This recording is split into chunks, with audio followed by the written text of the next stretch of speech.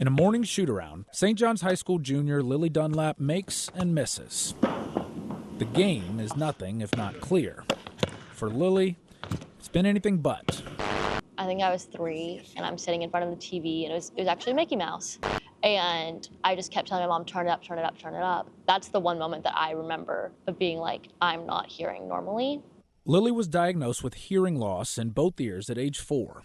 Like hearing underwater, she says. So I can hear sound, but the actual words that people are saying is sometimes tricky. I've grown up learning how to lip read. Honestly, it hasn't made a huge impact on my life because it's just part of who I am.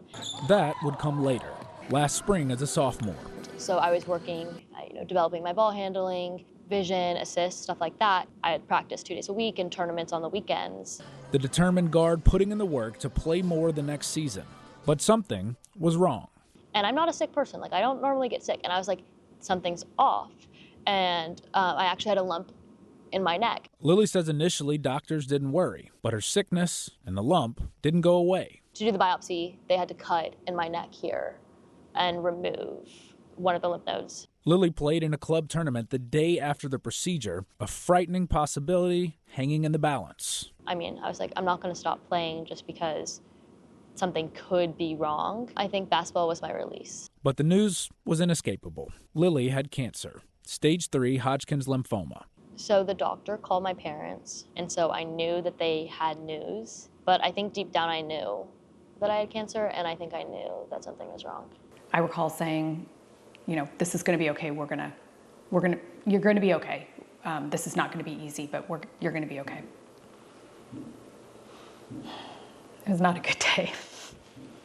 Lily says she sank into denial. Her mother, a breast cancer survivor, helped her face reality. She gave me a lot of advice and just taking it, one day at a time, and soon it would be behind me, but I just had to go headfirst into it. 6 months of chemotherapy, 12 rounds every 2 weeks.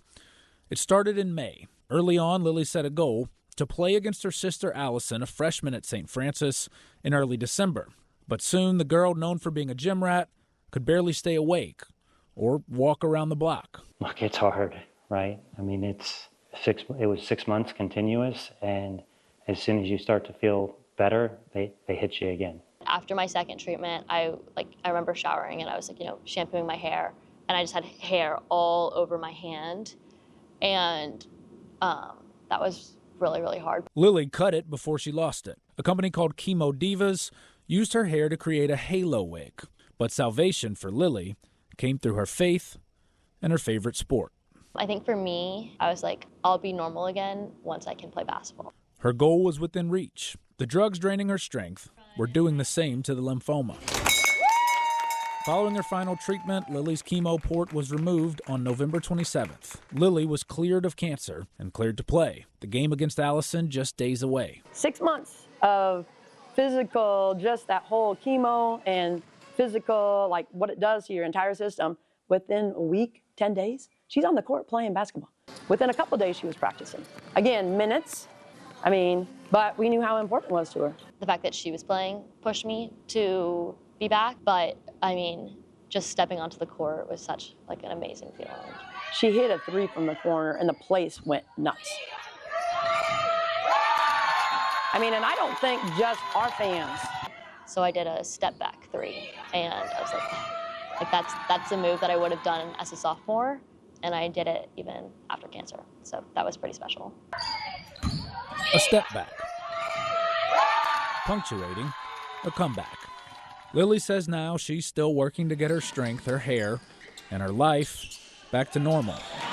She still wants to help her team more, but a playbook on beating the toughest opponent has already been written. It's not about what obstacle you face in your life. It's about how you walk through it. Are you positive? Are you still smiling? Are you still doing the things that you love? And prioritize what's important to me. And I think that's what's especially important about my journey, because at the end of the day, all sorts of kids get diagnosed with cancer every day, and lots of young people have hearing loss. I just happen to have both. I don't think that I got the Naismith Award because of what I've been through, but how I went through it.